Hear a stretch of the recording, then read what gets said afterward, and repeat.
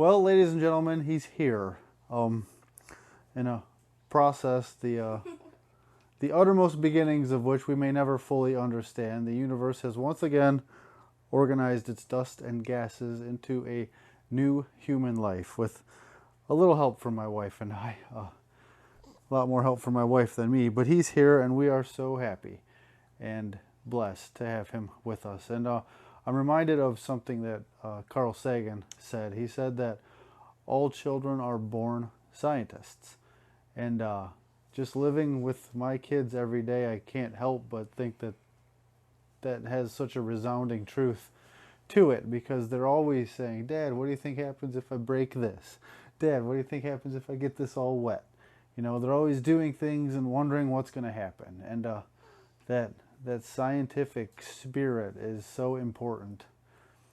And it's our, be careful with them. It's our duty and distinct privilege to nurture that in children. And my wife and I, our greatest hope is that our children grow up with the thirst for knowledge and an unquenchable desire to find the truth. And I'll be looking up with the telescope, but they might be looking down at microbes, or ahead to the future, or behind to the past. I hope that they look somewhere with passion. And we are happy, so happy he's here. He's wonderful. We've had a really nice stretch of weather recently, and I've finished up the Pac-Man Nebula, and I ran into an interesting problem with the flats, and I'll take you over to the computer and show you what we did and how we fixed it, and show you the finished image. But thanks for watching. Let's head over to the let's head over to the computer, and I'll show you the Pac-Man Nebula.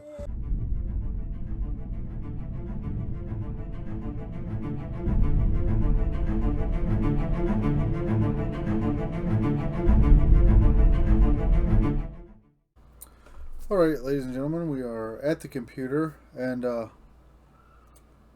mentioned an interesting problem that I ran into. I updated Nina in the middle of this project, and for some reason, the native ZWO driver wasn't working anymore in the updated version. So I had to use the ASCOM driver, and when I did, I tried to calibrate stack my images. I got this. And obviously my flats are overcorrected.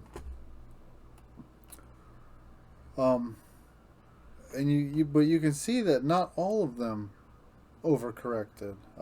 Some of the images calibrated correctly, and I'm like, okay, what happened here? I thought, maybe the darks, maybe there was light pollution, maybe I used the wrong flats, but everything checked out.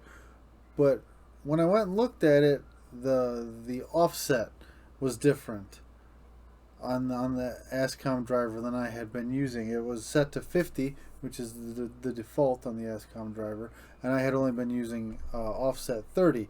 So of course that screwed up the flats.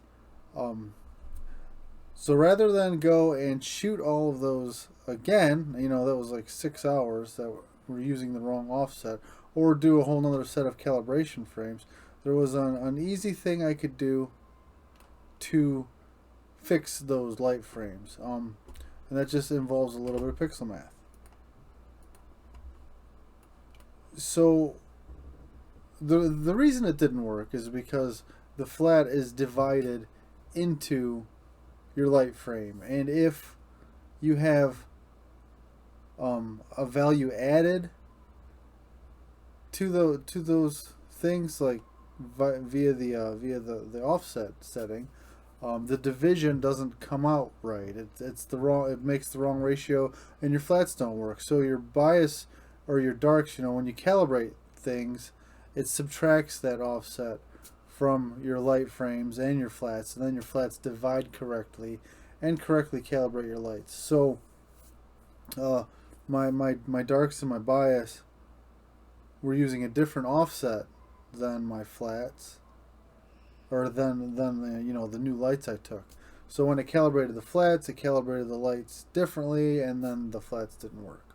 So all we had to do is do a little pixel math on those images and subtract the difference in the offset. And now in my camera, one unit of offset equals 10 ADU. Now I've got a 16-bit ADU, so out of a max of 65,535 values, one notch of offset equals 10 of those. So the difference was 20, and in pixel math we use a normalized 0 to 1 value. So what we need to do is go 1 divided by 65,535, and you get this value. And it's in scientific notation. It's a very small number. And then what we need to do is multiply that times the difference in our offset. So I had used 30 on everything else. The new ones were 50, so the difference is 20 times 10 ADU units per offset. So we multiply this tiny number by 200. So multiplied by 200, and that gives us 0.003051 and blah blah blah blah blah. And that is the value that we need to subtract from every pixel in that image, in those images that we messed up.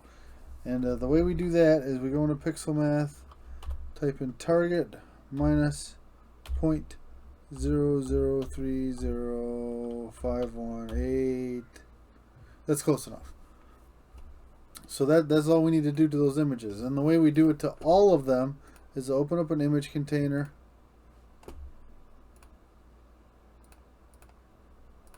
these aren't the right ones, but I'm just showing you how we do it. Add the images you need to do this calculation on, and you know, set where you want them to go, and then you drag this arrow from your image container to your pixel math expression, and then it'll run that expression on all of those images, and then they will all be corrected.